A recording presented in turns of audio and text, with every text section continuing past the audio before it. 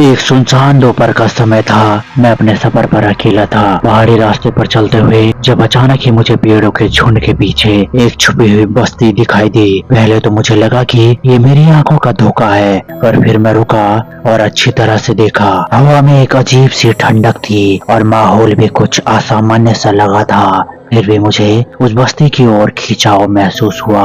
बस्ती में कदम रखते ही एक अजीब सा सन्नाटा छा गया।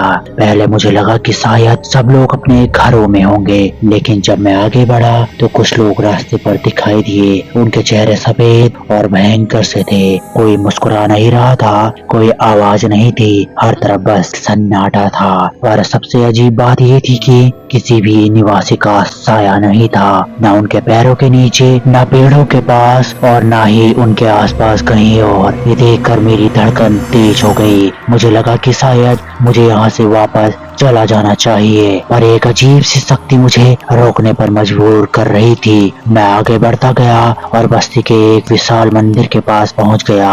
मंदिर पूरा भूतिया और पुराना लग रहा था। उस पर कच्ची राख की परतें थी और दीवारों पर अजीब आकार के चिन्ह बने थे। तभी एक बुजुर्ग महिला ने मुझे देखा और मेरे पास आई। उसके चेहरे पर एक हल्की सी मुस्कान थी, पर उसकी आंखों में कुछ अजीब सा और भयावह था। मुझे लगा था तुम यहाँ आओगे, उसने धीरे से कहा। मैं डर के मारे कुछ बोल नहीं पाया। कमाल की बात थी कि उस महिला का भी साया नहीं था। मुझे जाना है, मैंने डर और घबराहट में कहा, लेकिन वो महिला बस मुस्कुराई और बोली, इस बस्ती में जो एक बार आ जाता है वो यहाँ से वापस नहीं जा पाता।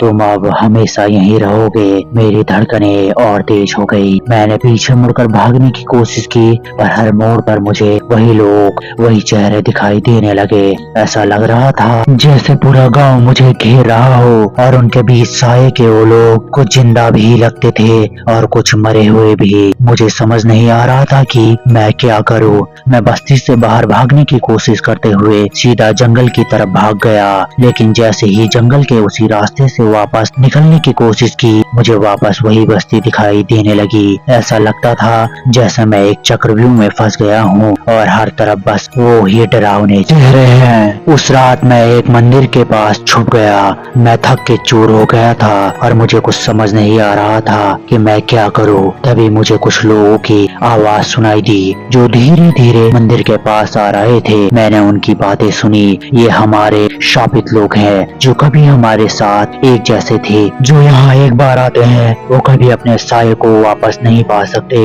उन लोगों में से एक ने कहा, मुझे समझ में आया कि यहाँ आने वाले लोग अपना साया खो देते हैं और फिर वो हमेशा यहाँ के वासी हो जाते हैं। मैं डर से कांप रहा था। क्या मैं भी अपना साया खो चुका हूँ? तभी वो लोग मेरे पास आ गए और एक विशाल दीवार के पास मुझे ले गए जहाँ अनेकों लोगों के साए चिपकाए गए थे। हर साया एक रूह के जैसे लगता था और उस शैतानी बस्ती में मैं समझ गया कि अगर मुझे वहाँ से जिंदा निकलना है तो मुझे अपना साया वापस पाना होगा।